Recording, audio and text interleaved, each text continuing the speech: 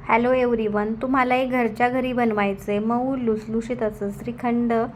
तर त्यासाठी काय करायचं आहे, इथे मी घेतलेलं आहे हे साधारणपणे अर्धा लिटर दही, पुरणाची चाळणी, त्याच्या खाली पातेलं घेतलेलं आहे आणि हा स्वच्छ रुमाल घेतलेला आहे त्यावरती ठेवून त्याच्यातून गाळून घ्यायचं आहे आपल्याला हे दही पूर्ण दह्यातील पाणी म्हणजे पूर्ण निथळल्यानंतर आपल्याला ह्या रुमालाला ठेवायचं आहे बांधून. साधारणपणे हे आपण रात्रभरही बांधून ठेवू शकतो, पण मी 4-5 तासातच काढून घेतलेला आहे आणि त्यामुळे हे मऊ लुसलुशीत असा हा झालेला आहे चक्क्याचा गोळा, याला आपण चक्का म्हणू शकतो. तर या चक्क्यामध्ये ॲड करायची आहे आपल्याला साखर आणि विलायची पावडर. आपण विलायची टाकली तर हे विलायची फ्लेवरचा श्रीखंड होणार आहे.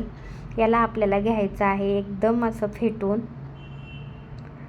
जितकं आपण त्याला जास्त फेटू तितकं ते हलकं हलकं होणार आहे आणि हलकं हलकं झाल्यामुळे त्याची चवीला ही खूप छान लागणार आहे. तर त्यामध्ये मी काजू बदामचा पण कूट टाकत आहे. आपण आपल्या आवडीप्रमाणे याच्यामध्ये ड्रायफ्रूट्स घालू शकता. याच्यामध्ये तुम्ही केशरही टाकू शकता, त्यामुळे हे केशर श्रीखंड होईल. याला चाळणीतून चाळून घेतलं जातं किंवा मिक्सरमधून फिरवलं जातं, पण मी हातानेच याला चांगलं फेटून घेणार आहे. त्याला जितकं जास्त फेटू ते तितकं छान होईल.